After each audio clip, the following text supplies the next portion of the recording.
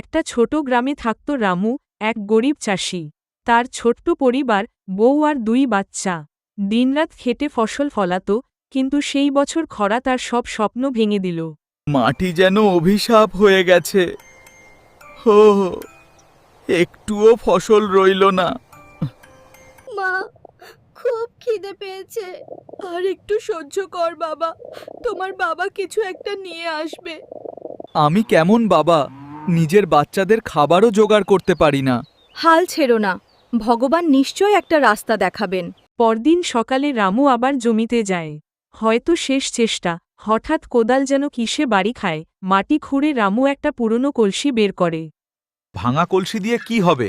তবুও বাড়ি নিয়ে যাই, গিন্নিকে গিয়ে দেখাই। এগুলো রেখে কোনো লাভ নেই, ফেলে দিই। একবার খুলে দেখো না, যদি কিছু থাকে। রামু ধীরে ধীরে ঢাকনাটা খোলে। হঠাৎ তার চোখ বিস্ময়ে বড় হয়ে যায়। এটা তো সোনা। আমাদের ভাগ্য ফিরে এসেছে। আমরা আর না খেয়ে থাকবো না। না রে, এবার থেকে আর কোনো কষ্ট থাকবে না। সেই দিন থেকেই বদলে গেল তাদের জীবন।